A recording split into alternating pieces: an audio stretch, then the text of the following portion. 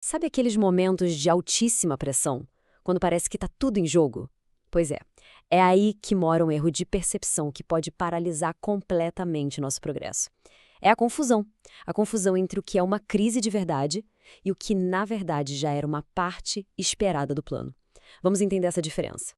A pergunta que pode definir o sucesso ou o fracasso é exatamente esta.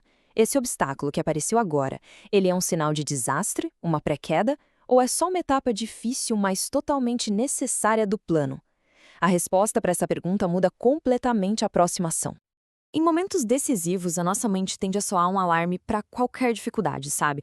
Tratando tudo como se fosse um desastre iminente. O grande problema é que, na maioria das vezes, esse alarme é falso. Pensa num mês do tudo ou nada. Sob pressão máxima, a percepção fica toda distorcida. Cada pequeno contratempo parece o fim do mundo, cada obstáculo vira uma montanha. É exatamente nesse estado mental que a confusão entre o processo e a crise se instala de vez. E é aqui que surge o que a gente pode chamar de mito da pré-queda. É essa tendência de rotular um passo necessário do processo como se fosse um sinal de fracasso. Para a gente entender isso bem direitinho, vamos usar uma analogia bem poderosa. Vamos imaginar o seguinte cenário: uma gravidez planejada, 9 meses de pura expectativa de preparação, tudo correndo como esperado, o objetivo está cada vez mais perto. E então, acontece um evento súbito, dramático. A bolsa se rompe. É um momento de urgência, de dor, que muda tudo. Começa aquela correria para o hospital. Parece uma crise, não parece? Olhando pela lógica do pânico, a resposta parece óbvia. Sim, claro que é uma crise. Algo saiu do controle. A reação inicial é de que o plano deu completamente errado. Mas será mesmo? E aqui, olha só, vem a grande virada de chave. Não. Não é uma paraquedas. O rompimento da bolsa não é um acidente no plano. É uma etapa indispensável do plano. Sem esse tal momento de crise, o objetivo final, o nascimento, simplesmente não aconteceria. Ou seja, é o processo funcionando perfeitamente e não falhando. Agora que a analogia ficou clara, vamos definir esses conceitos de uma vez por todas. Saber distinguir o que é o caminho natural das coisas de um obstáculo real é a chave para não desistir bem na hora errada. A definição de pré-queda é muito precisa e ela é bem reveladora. Não é só algo que dá errado, é algo que dá errado justamente quando deveria dar certo.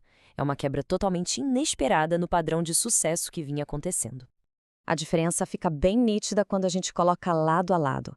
De um lado, temos o plano, um caminho de desenvolvimento, de aprendizado com dificuldades que fazem parte da subida.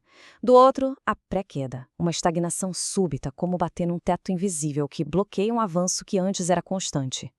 Vamos pensar num exemplo prático, um vendedor iniciante. No começo, a taxa de conversão dele é baixa. Isso não é crise, gente. Isso é a curva de aprendizado. Com o tempo, com a prática, com a experiência, os números melhoram. Isso é o plano em ação. Agora, a pré-queda. Pega esse mesmo vendedor, agora experiente, com uma taxa de conversão comprovada. De repente, ele para de ter resultado. A fórmula que sempre funcionou, inexplicavelmente falha. Isso sim é uma pré-queda. Um padrão oculto, um teto, apareceu do nada.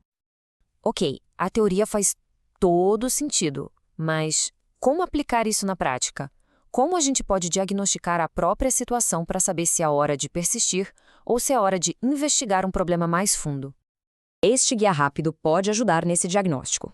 Primeiro, avaliar o contexto. O desafio de agora é uma parte esperada do processo, como a bolsa da grávida estourar? Segundo, analisar a curva de aprendizado. A dificuldade vem da falta de experiência? E terceiro, o ponto mais importante. Táticas que sempre funcionaram, de repente, pararam de funcionar?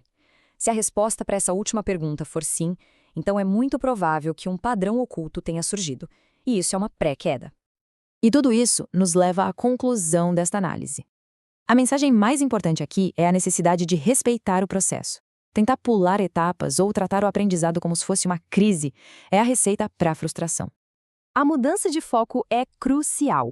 Em vez de ficar obcecado com o resultado final, a atenção tem que se voltar para a execução correta do processo. Se o processo for respeitado, o resultado, ele se torna uma consequência inevitável. Progresso não tem a ver com sorte. Um resultado positivo vem de um processo bem executado.